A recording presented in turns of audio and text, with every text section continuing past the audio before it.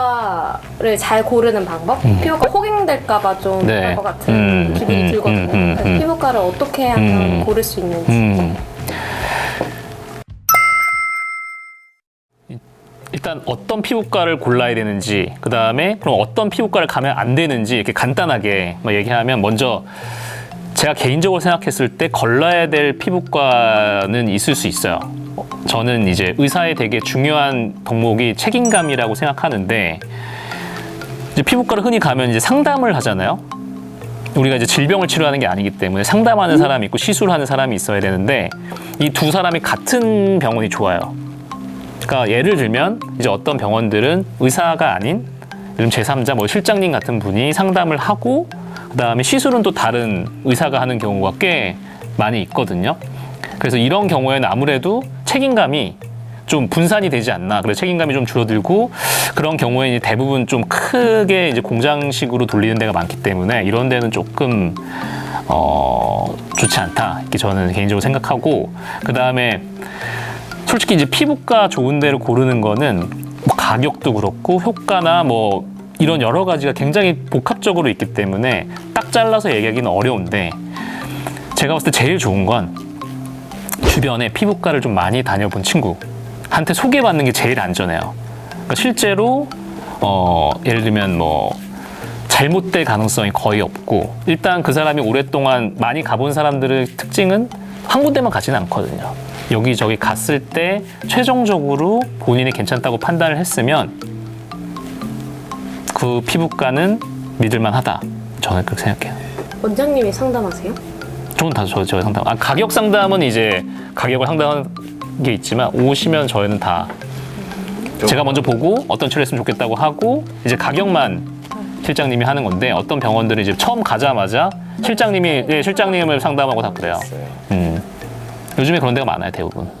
성형외과랑 피부과가 비슷한 시술들을 많이 하잖아요. 네, 맞아요. 이제 다른 점이 뭔지. 솔직히 말하면 성형외과가 수술을 하는 거고 피부과는 시술을 하는 건데, 이게 피부과에서 수술을 하진 않거든요.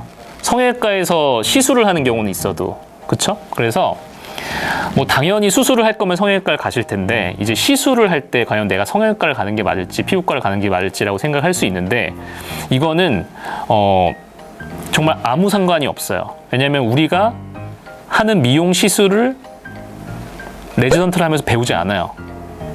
그러니까 나와서 경험이 많은 의사를 찾는 게 맞아요.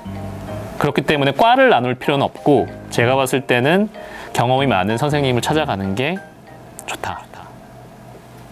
저는 비타민을 먹으면 늘 몸에 뭐가 많이 나고 간지러워서 네. 비타민 알레르기 같은 게 있나라는 생각이 들었거든요. 네. 혹시 그런 환자분들도 병원에 오시나요?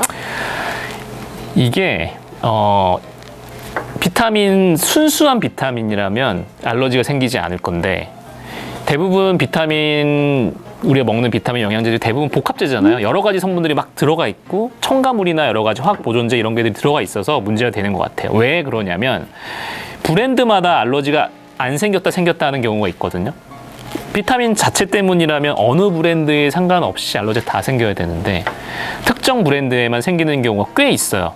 특히 유행하는 이런 여러 가지, 최근에 유행하는 여러 가지를 보면 그걸 먹고 공통된 알러지가 생기는 환자들을 저는 꽤 많이 봐서, 그런 걸 보면 비타민 자체에 대한 알러지라기보다는 첨가물이나 뭐 다른 여러 가지 이유에 의한 알러지 가능성이 높다. 그래서 만약에 본인이 비타민을 먹고 싶은데 계속 알러지가 생기는 것 같다. 그러면 되도록 적게 들어있는 성분이, 보통 사람들이 사올 때 가격은 좀 적당하면서 많은 것들이 들어가 있으면 좋다고 생각하잖아요. 한 방에 끝내고 싶잖아요. 뭐든지. 그런데 그렇게 말고 이제 적게 들어가 있고 이런 거를 찾을 수 있죠. 그러니까 여러 가지 브랜드들을 좀 트라이 해보는 거는 방법이 될 수 있어요. 그리고 심지어 그 황색증이라고 있어요.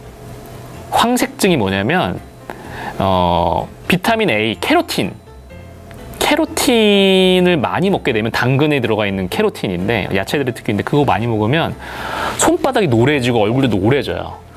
근데 노란 게 약간 황달 같은 느낌의 노란색이라서 실제로 환자를 치료하는데 그분 이렇게 손을 봤는데 손이 노래요. 그리고 얼굴도 노래. 요즘 뭐 드셨어요? 그 영양제 비타민, 캐로틴 들어가 있거든요. 비타민을 꼭 먹기는 해야 하는 거죠. 비타민, 그러니까 이게 그런 게 있어요. 우리가 음식물에 비타민이 다 들어가 있잖아요. 그렇죠? 그래서 우리가 균형 잡힌 식사를 하고 과일도 먹고 이런 가정 하에서는 잘 챙겨 먹으면 음식으로 섭취되는 게 충분할 텐데, 이제 요즘에 바쁘고 하니까 식사를 잘 못 끼니를 챙겨 먹기 어렵고 다양한 과일 같은 거 먹기 어렵다면은 먹는 게 맞죠. 근데 이거를 이렇게 생각하시면 돼요. 많이 먹으면 좋은 거냐? 근데 그거는 또 논란의 여지가 있어요. 왜냐면은 특히 수용성 비타민 같은 경우는 어차피 소변으로 다 빠져나오기 때문에 우리 몸 안에 돌고 있는 그만큼에만 잠깐 효과를 발휘하는 거기 때문에, 그래서 딱 이렇게 얘기를 하는 게, 정리하는 게 맞아요. 본인이 충분히 과일도 섭취하고 규칙적인 식사 습관을 갖고 있다고 하면 저는 굳이 안 먹어도 된다고 생각을 해요. 솔직히 말하면.